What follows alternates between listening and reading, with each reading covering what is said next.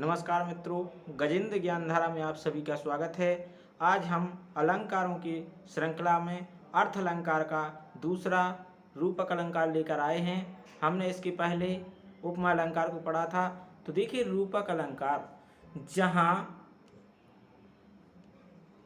एक वस्तु उपमेय पर दूसरी वस्तु अर्थात उपमान का आरोप किया जाए, वहाँ रूपक अलंकार होता है। तो देखिए, यहाँ पर जहाँ किसी एक वस्तु उपमेय पर उपमान का आरोप किया जाए तब वहाँ रूपक अलंकार होता है। जैसे आरोप का यदि हम अर्थ समझें तो आरोप का अर्थ होता है एक वस्तु को दूसरी वस्तु के साथ इस प्रकार रखना कि दोनों में अभेद हो जाए। क्या हो जाए? अभेद हो जाए, तो वहाँ पर रूपक अलंकार होता है। इस प्रकार से रख दें एक वस्तु को दूसरी वस्तु के साथ कि हम ये ना समझ पाएँ कि वह वही है, यानी अभेद हो जाए, दोनों मिलकर एक हो जाएं। इसमें तो वहाँ पर रूपक अलंकार हो जाता है। इसमें देखिए, उपमेय को उपमान के रूप में दिखाया जाता है। जैसे देखिए, मुख कमल है। क्या है? मुख कमल है। तो हम यहाँ पर देखिए, मुख कमल है अर्थात मुख ही कमल है या कमल ही मुख है। यहाँ पर मुख को कमल के रूप में बता दिया गया है। तो यहाँ पर उपमेय पर उपमान का आरोप है। मुख है जी उपमेय है, वो कमल जो उपमान है, इसलिए उपमेय और उपमान दोनों साथ साथ आ रहे हैं और उपमेय पर उपमान का आरोप इस प्रकार से कर दिया गया है कि अभेद हो गया है दोनों को, यानी मुख कमल है अर्थात कमल ही मुख है।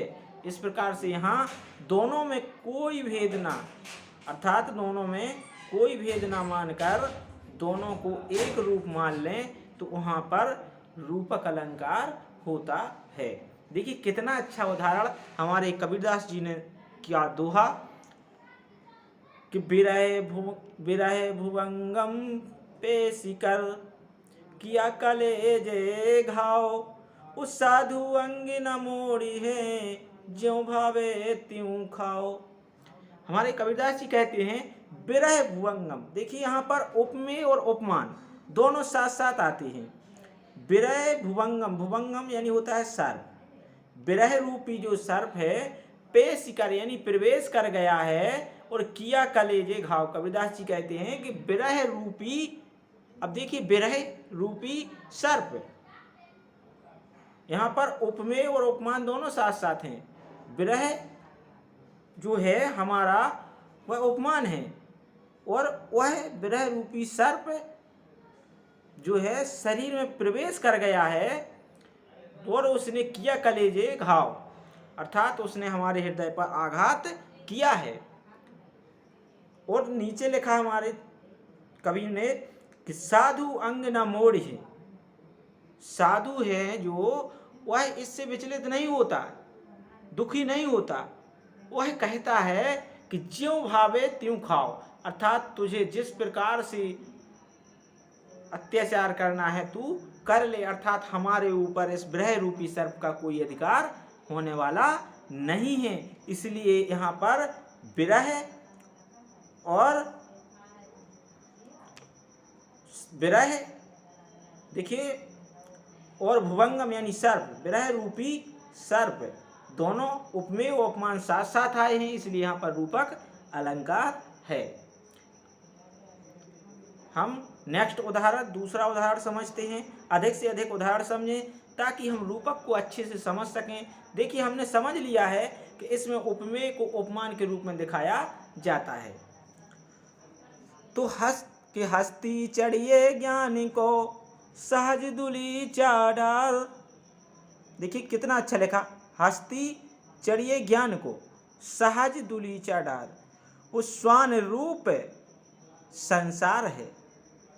देखिए, यहाँ पर स्वान यानी कुत्ते के समान संसार को बताया है। स्वान रूप संसार है, भूकन दे झकमार। कितना अच्छा दोहा लिखा हमारे कवि ने कि हस्ती चढ़िए ज्ञानी को।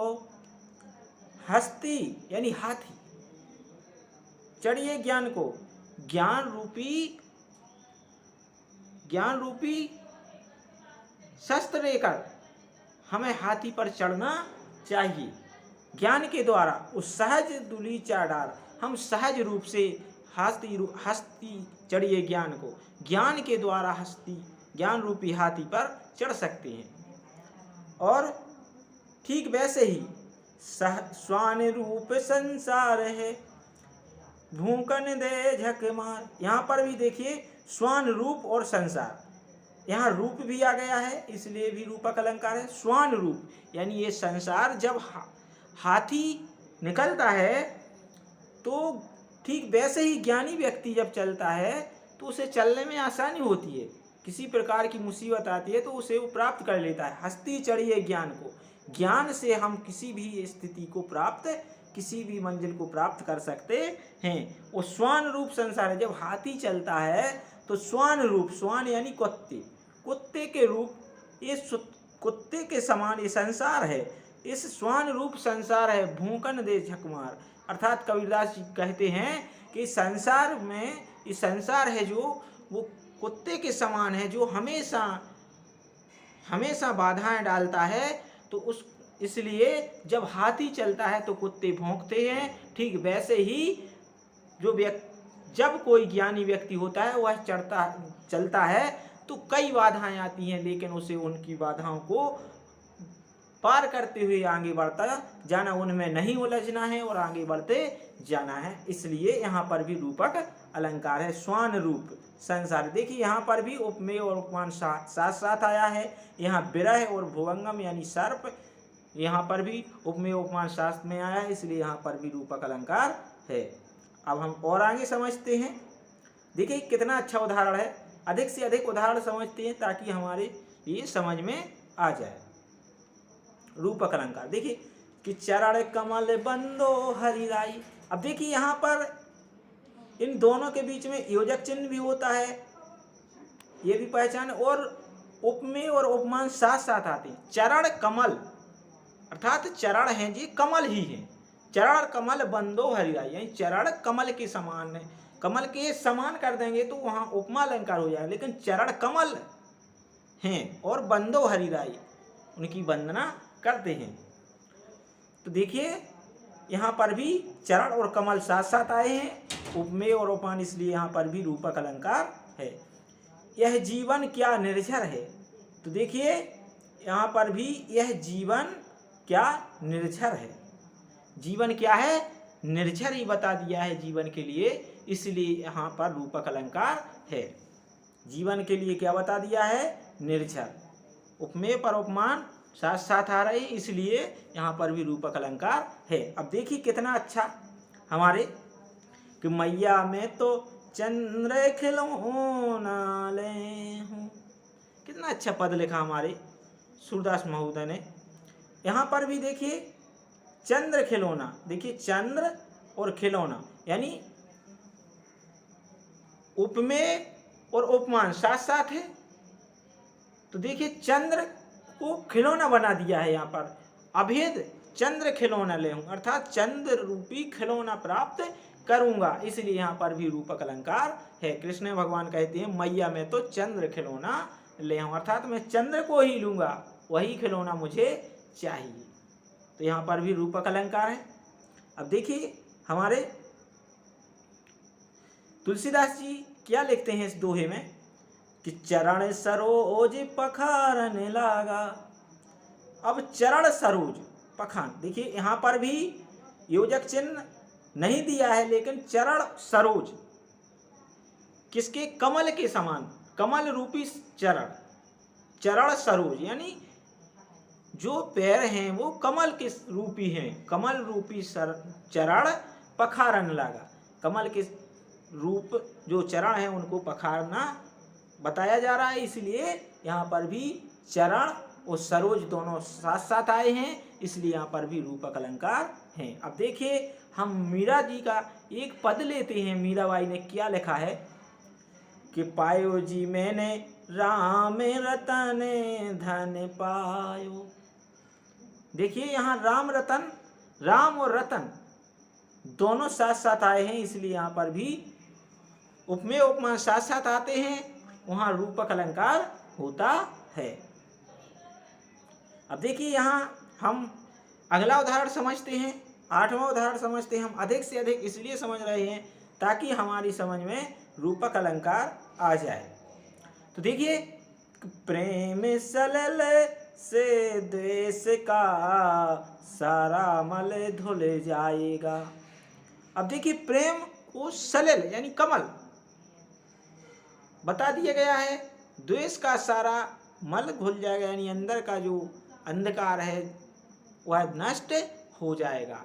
इस प्रकार से उपमेय और उपमान दोनों साथ साथ आए हैं, इसलिए यहाँ पर भी रूपक अलंकार है। अब देखिए, हम नेक्स्ट उदाहरण, कितना अच्छा उदाहरण है, 9वां उदाहरण कि पीति विभावरी जागिरी, अंबर पनघट में डुबो रही, तारा घट उषा नांगिरी। प्रसाद जी का कितना अच्छा, हमारे जयशंकर प्रसाद जी का ये उदाहरण है कि अंबर पनघट में डुबो रही, तारा घट उषा नांगिरी। तारा रूपी घट, यहाँ तारों पर घट का आरोप, और उषा नांगरी, उषा पर नांगरी यानी रात्रि का आरोप, यानी रात्रि बीतने वाली है, उषा का आगमन होने वाला है। और अंबर पनघट में डूब रही, अंबर पर पनघट का आरोप है, इसलिए यहाँ पर भी रूपक अलंकार है। अब देखिए, यहाँ पर हमारे उपमेय और उपमान साथ साथ आ रहे हैं, इसलिए रूपक अलंकार है। प्रसाद जी की पंक्तियाँ थी।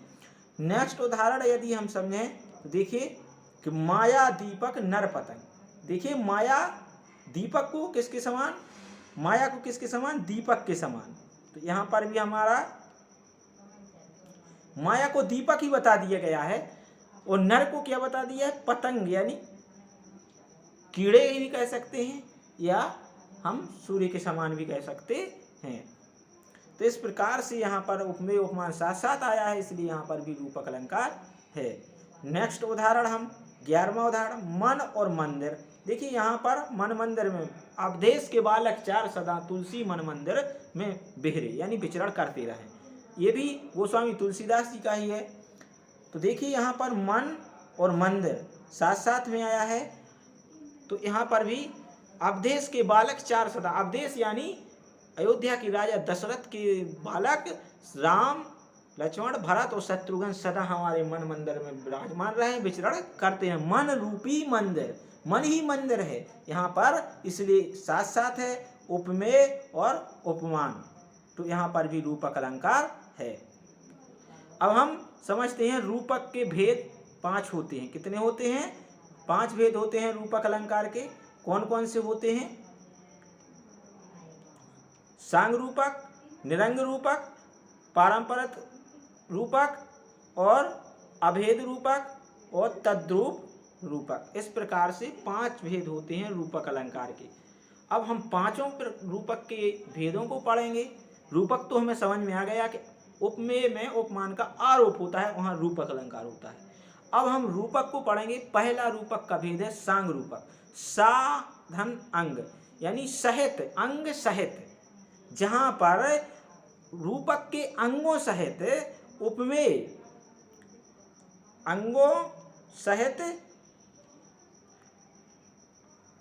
उपमेय में उपमान का आरोप किया जाता है, वहाँ सांग रूपक अलंकार होता है।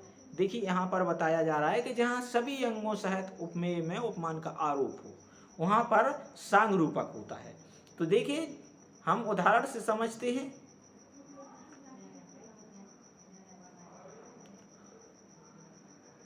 देखिए, उदित उदयगिरी मंच पर, उदयगिरी पर देखिए, उदयगिरी जो है हमारा, उदित यानी उदय होते हुए सूर्य, उदयगिरी यानी उदयांचल पर्वत, उदयगिरी पर्वत पर,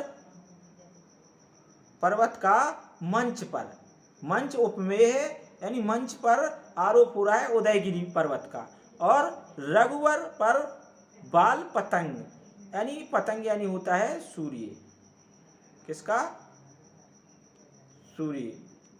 तो इस प्रकार से रघुवर पर बाल रूपी सूर्य का आरोप हो रहा है, इसलिए यहाँ रूपक अलंकार है।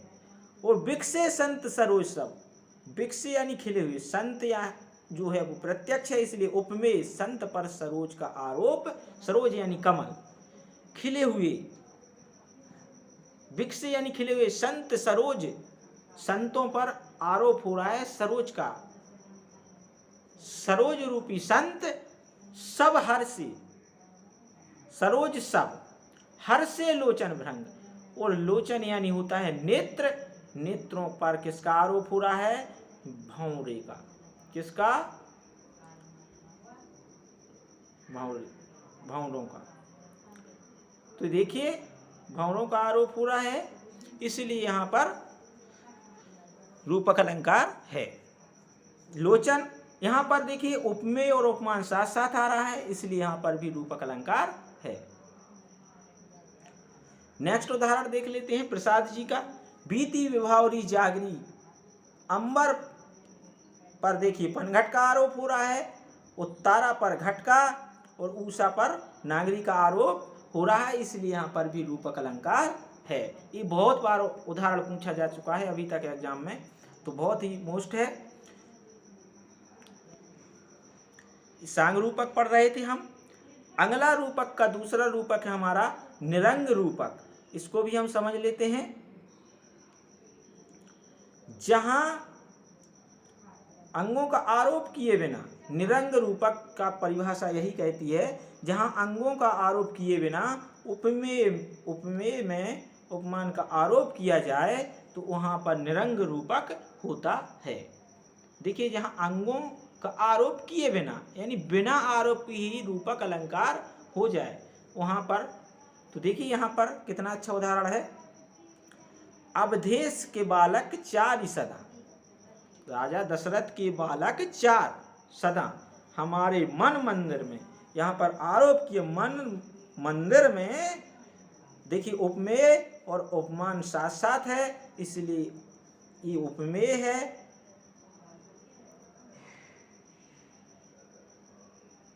और ये उपमान है, इसलिए हमारा उपमेय उपमान साथ साथ आ रहा है, इसलिए यहाँ पर रूपक अलंकार है। बिना आरोप किए, इसलिए यहाँ निरंग रूपक है। नेक्स्ट रूपक के भेद, तीसरा भेद है पारंपरिक रूपक। तो देखिए इसमें 2 रूपक होते हैं और एक रूपक का कारण आधार दूसरा रूपक होता है। इसमें 2 रूपक होते हैं। देखिए जहां एक रूपक के द्वारा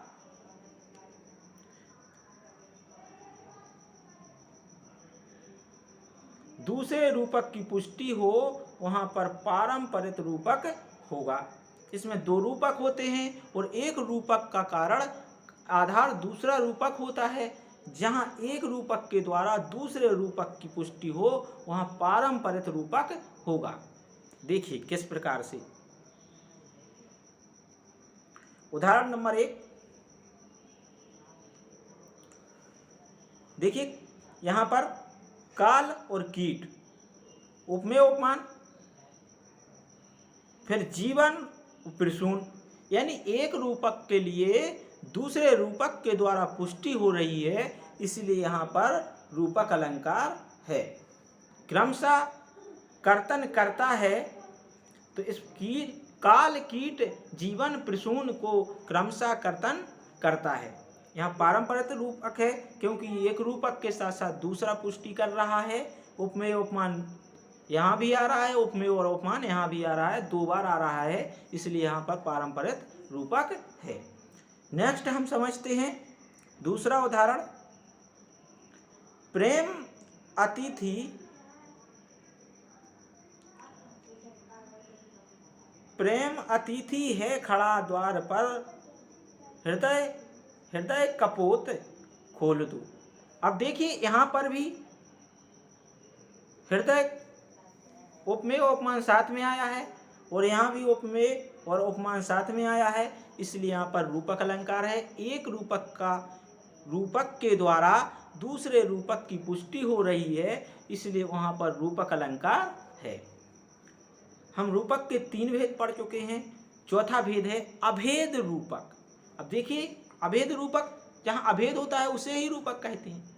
जहाँ अभेद हो उसे भी रूपक कहते हैं। कुछ रूपक के हम अंगों को समझ चुके हैं, तो अगला भेद है हमारा रूपक का अभेद रूपक। देखिए, इसको समझ लेते हैं। जहाँ उपमेय, उपमान एवं उपमेय में कोई भेद ना रखा जाए, अर्थात दोनों में किसी प्रकार का भेद ना रखा जाए, कोई भेद ना रखा जाए, अर्थात उपमेय को उपमान का रूप दिया जाए, वहीं पर अभेद रूपक होगा, उसी को हम रूपक कहते हैं। तो देखिए यहाँ पर कितना अच्छा उदाहरण, मुख चंद्रमा है, अर्थात उपमेय और उपमान साथ में आ रहे हैं। वो मुख को चंद्रमा बता दिया जा रहा है, चंद्रमा के समान यदि होता तो वहाँ उपमा अलंकार हो जाता है। यहाँ मुख चंद्रमा है तो यहाँ पर रूपक अलंकार है, दोनों में अभेद हो गया है। वो चरण कमल है, तो यहाँ पर भी उपमेय और उपमान साथ में है, इसलिए रूपक अलंकार है, वो भी अभेद रूपक। नेक्स्ट उदाहरण को समझ। नेक्स्ट हमारा 5वां भेद रूपक का तद्रूप रूपक। तो देखिए, तद्रूप रूपक उसके रूप वाला, तद्रूप यानी उसके रूप वाला, पर वह नहीं, उसका रूप तो रखे परंतु वह नहीं होगा। जब उसके रूप वाला पर वह नहीं, जब उपमेय को उपमान का रूप दिया जाता है पर दोनों में कुछ भेद रखा जाता है। अभी देखिए, अभेद होता है वही रूपक होता है, लेकिन तद्रूप रूपक में कुछ भेद रखा जाता है तो वहाँ तद्रूप रूपक होता है। कौन सा रूपक होता है? तद्रूप रूपक होता है। तो इसकी पहचान को भी हम समझ लेते हैं। इसकी पहचान है, पद में दूसरा, दूजा, दूजी, अपर शब्दों का प्रयोग किया जाता है, वहाँ तद्रूप रूपक होता है। जैसे अवधपुरी, अमरावती, दूजी। देखिए, कुछ भेद रखा जाता है। ये दूजी आ गया, दूजा, दूजी, अपर, दूसरा आदि आ जाता है, तो वहाँ तद्रूप रूपक होता है। आशा करता हूँ सभी के लिए रूपक अलंकार समझ में आ रहा होगा। तो हमारे वीडियो को लाइक कीजिए और चैनल को सब्सक्राइब कीजिए, अधिक से अधिक शेयर कीजिए, ताकि विद्यार्थियों को ये लाभ मिल सके। हम आगे समझते हैं। तो देखिए, इस प्रकार से हम रूपक अलंकार पढ़ रहे थे। रूपक के हमने 5 भेद पढ़ लिए। आगे हम समझते हैं। देखिए, हम तद्रूप रूपक के अन्य उदाहरण भी समझ लेते हैं। जैसे मुख दूसरा चंद्रमा है, मुख दूसरा चंद्रमा है, यानी मुख है। देखिए, यहाँ पर भी दूजे दूसरा आ गया है, इसलिए यहाँ पर तद्रूप रूपक है। बल विभव में कुद्राज सचमुच दूसरा सुरराज है। तो देखिए, यहाँ पर भी दूसरा आ गया है, कुछ भेद रखा जाता है, वहाँ पर तद्रूप रूपक होता है। देखिए, हम एक और उदाहरण समझ लेते हैं। दशरथ दूजो इंद्रपुरी, इंद्र यहीं पर, अर्थात यहाँ दशरथ दूजे, दशरथ को दूजा बता दिया है, इंद्र यहीं पर। तो देखिए, यहाँ पर भी हमारा तद्रूप रूपक है। तो इस प्रकार से आशा करता हूँ आप सभी मित्रों को अलंकार समझ में आया होगा। वीडियो देखने के लिए बहुत बहुत धन्यवाद। जय हिंद, जय हिंद।